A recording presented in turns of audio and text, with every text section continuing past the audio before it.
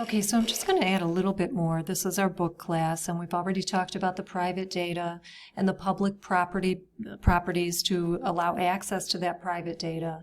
And I want to bring your attention to this sentence across the top. And this is probably something I would have said early on in the semester. Objects have properties and methods.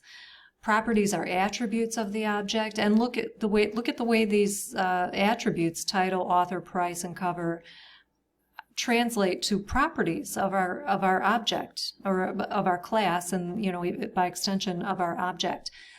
Objects have properties which are attributes of the object, title, author, price, and so on, and also methods. Now, we haven't really looked at a method as you would recognize it. So I do want to add one. And, especially next week, we're going to look at a very special type of method called a constructor, which we'll talk about next week. So that's another type of method you'll see in a class. But for now, I've added just kind of a silly method to my book class. So in addition to my private data and my properties, I now added this flip cover method. I had to make it public because it has to be accessible to the outside world. And all this method is going to do is it's going to take that book cover and it's going to flip it.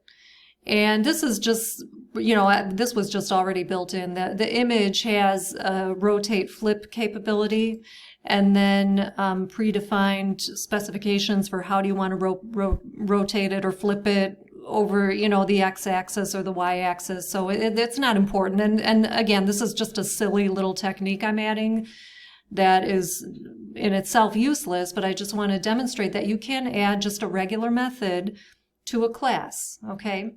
And then the object, B1, the book object that we're going to be dealing with in just a moment, is going to be able to have this capability. It's going to be able to flip its own cover.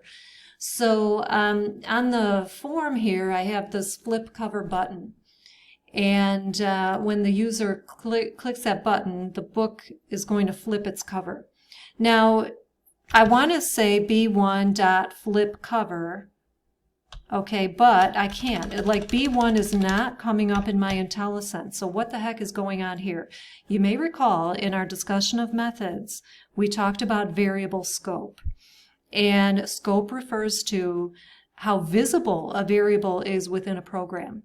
And I mentioned that when you create a variable inside of a curly brace sandwich, that variable only exists, that variable's whole world, its whole universe is this curly brace sandwich. So now I'm in a different curly brace sandwich down here. B1 does not exist, okay? So by creating the book object in the form load event, I limited that book object's scope to that form load event. And so it simply does not exist outside of this structure here. So if I want to be able to use B1 in other sandwiches like I'm trying to do now, I have to give it like what we would call class level scope or module level scope, which would be, I'll have to maybe cut this from here and put it up here inside of the class. I'm inside of the class as I have to be, but I'm not inside of a specific sandwich. And so now all of the sandwiches can see B1. So now, getting back to this, we'll say B1 flip cover is the name of the method that I added to the class, okay? And then you know what I'm going to have to do? That'll flip the cover, but it won't refresh the picture box. So we do have to refresh the picture box control and like kind of reload that image. So that would be picture box 1.image. Oh, you know what? I have the, here it is. This is the code I need. Okay, to refresh that. Okay, so I'll run that.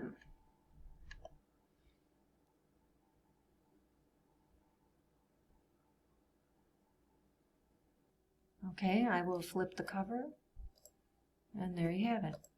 Oh, you can do it and undo it, calling that flip cover method. So again, I just wanted to show you, you can add just kind of a run-of-the-mill method to a class. We don't do that as often, but you can do it.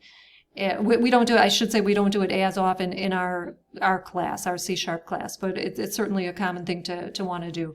And so one more thing here, just getting back to my analogy with the car and the assembly line. When I have an engineer design something like this, Once I have this in place, I can create thousands of cars based off of this design. Thousands of cars shipped all over the world. And the same thing goes here. Now that I have my book class, I can create thousands of books if I want to, millions of books. It doesn't have to be just that one book, The Snowy Day. For example, if I wanted to, I can create another book. I'll call it B2 equals new book. And now I've got another book. It's empty at the moment, but maybe I'll make that a Harry Potter book. If I, want to populate it with meaningful data, I'll just, get another book, get another title, another price, another cover.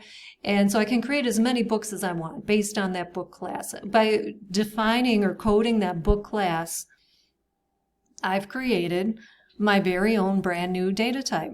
So in addition to the form and the checkbox and the text box and the buttons and the list box and all those other goodies, the message box, all those objects that we use, now I've got a book object that I can also use in my programs.